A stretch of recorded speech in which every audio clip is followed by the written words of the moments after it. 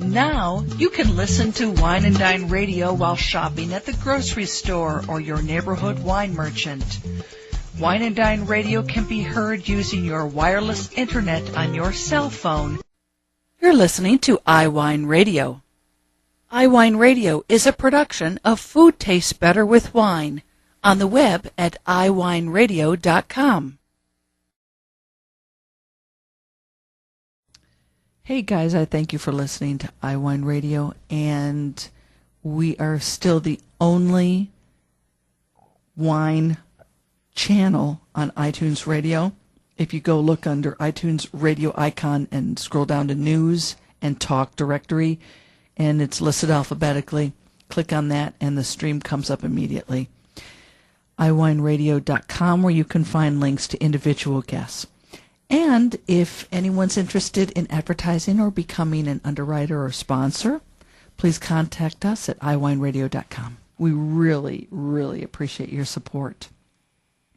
The more support we get, the more conversations I can have with fascinating people around the world, including you. If you have a story to tell that you'd like to share on iWine Radio, go to iWineRadio.com and contact us, and we'll go from there.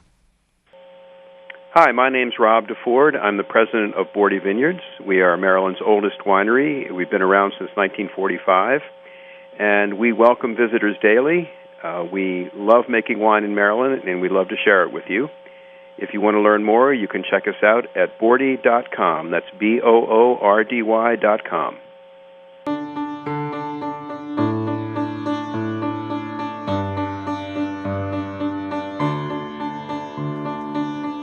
I grew up in Cleveland, Ohio. I went to school at Ohio State University, and when I was studying wine at Ohio State University, I distinctly remember the name Boordy Vineyards in books that I was reading at the time. So this is a very, very nice little full circle here to be able to meet Rob Deford, the president of Boordy Vineyards. And gosh almighty, he is one of the panel members of the Drink Local Wine Conference that's being held in Baltimore, Maryland, April 12th through the 13th. And also, I want to give you a heads up just to remind listeners that what Brianna Berg told us is that Maryland Wine Week is June 14th through the 24th. Rob, thank you so very much for joining us today. And can I start by asking, I understand that you began your career hoeing weeds in the family vineyard at the age of 14. So what has your family owned? Is your family the Boordy Vineyards family? No. We were friends of the founders. The founders' name was Wagner, Philip and Jocelyn Wagner. Okay. And they really started Boordy as an act of civil disobedience during Prohibition. And they literally carried vines from France in Jocelyn Wagner's purse that were maybe not fully announced to customs. And when they traveled in France, they would collect vines that they thought maybe had promise here in Maryland, and they would keep them moist at night in the bidet of the hotel room. And then they would bring them to Maryland whenever they came back to the U.S. because Philip was a journalist, and he was stationed in Europe on call there. But they did return periodically to Maryland, and they would plant their vines, and then slowly but surely developed a small vineyard from which they sent seedlings, little cuttings around.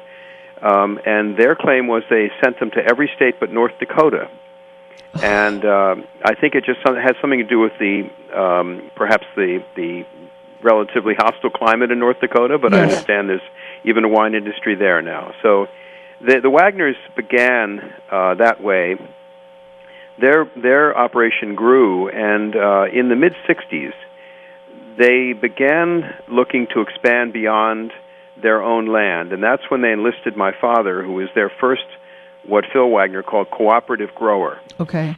And he identified my father because my father had a farm. He was an active farmer, and he had kids, and that being one of them being me.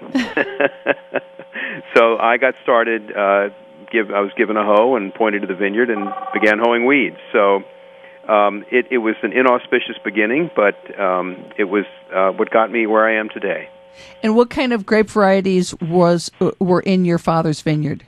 Well, it was a real grab bag. We used to call it the Wagner mix. It was all French-American hybrids. Okay. And only 3 of those survive today. Seyval Blanc, Vidal Blanc, and Chambourcin, which we still use. Wow. But we had more than 20 varieties, and that would be a conservative estimate.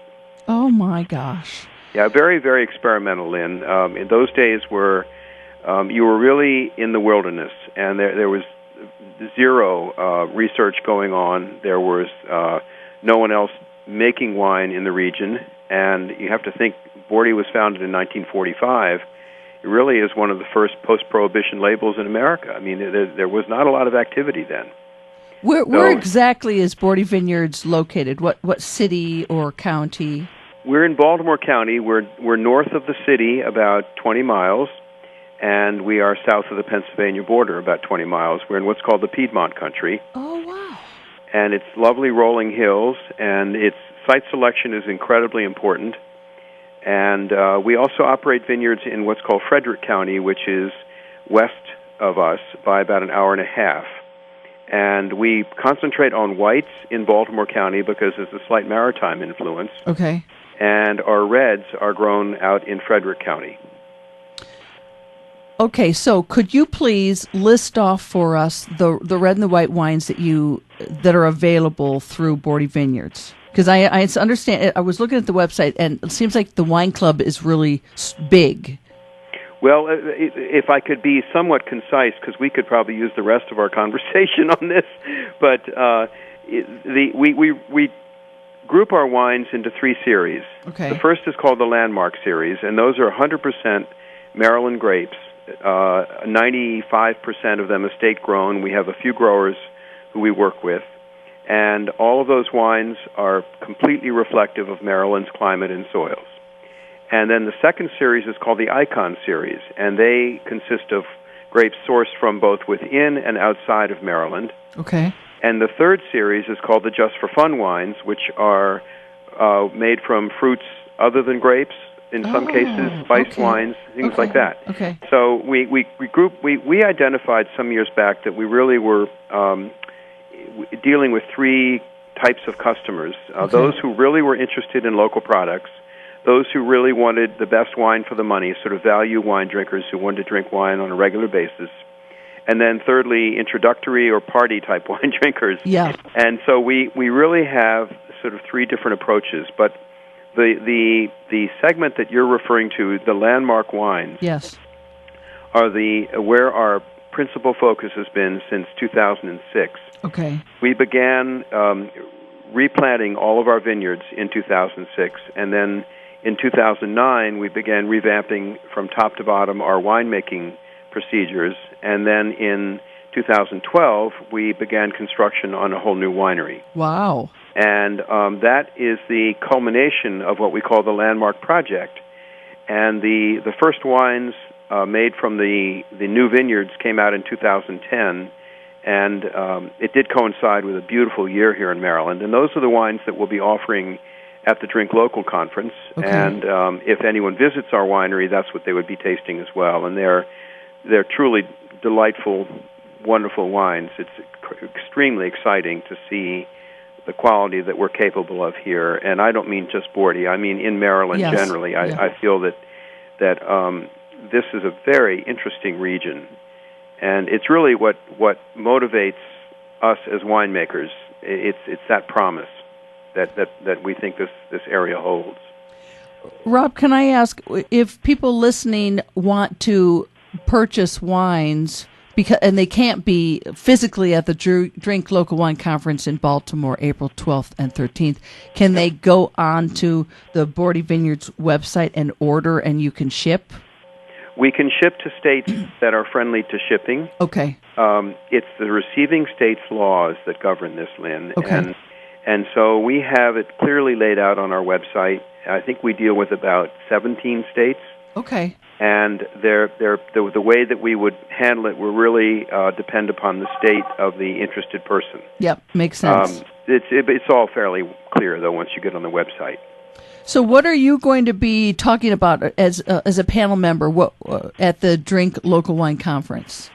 Well, I believe that my panel is going to talk about the development of a wine industry in Maryland, okay. and as a kind of a window into how these industries in, I guess you call them non-traditional regions of the country, have evolved. And our story is really interesting, particularly given this winery's history going back so far and its sort of seminal role in the regional wine movement, because Boordy did send grapevines to wineries all over the country, and many wineries still trace their beginnings to Boordy. But it goes way beyond that. I mean, there are many players. There was very exciting wine. This is my 33rd year of running Boordy, and I've just seen the industry evolve in such dynamic and exciting ways.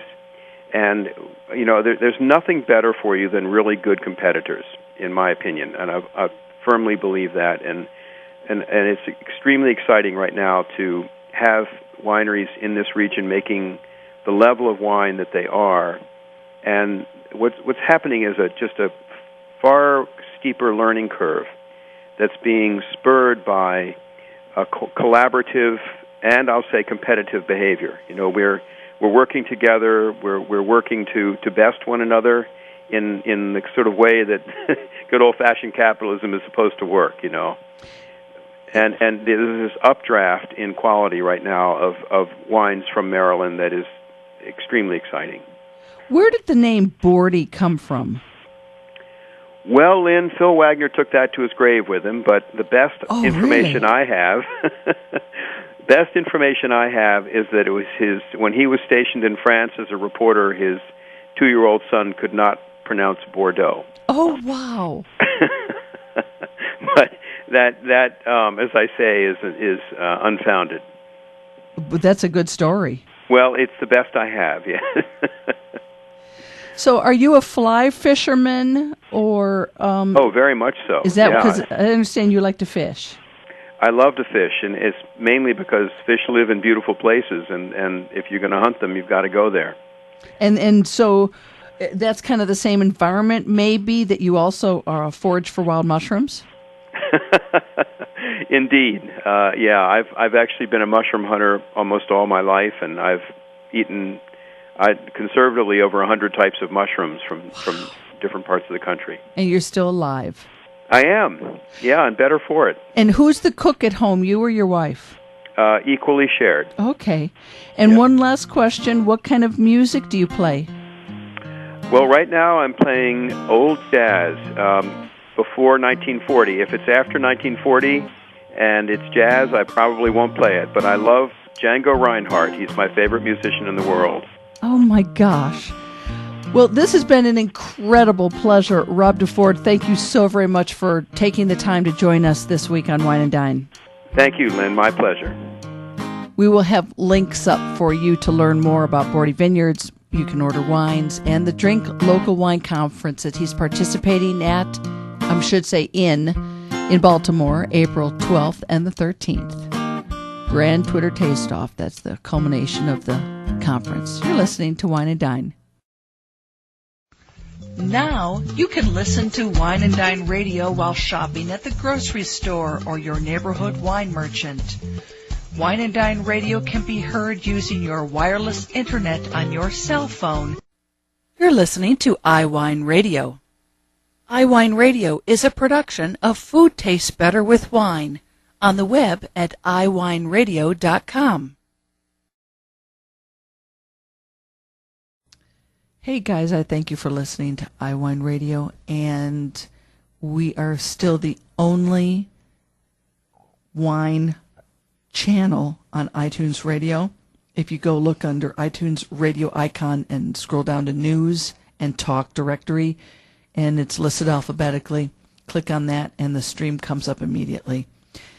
iWineRadio.com, where you can find links to individual guests. And if anyone's interested in advertising or becoming an underwriter or sponsor, please contact us at iWineRadio.com. We really, really appreciate your support. the more support we get, the more conversations I can have with fascinating people around the world, including you. If you have a story to tell that you'd like to share on iWine Radio, go to iWineRadio.com and contact us, and we'll go from there.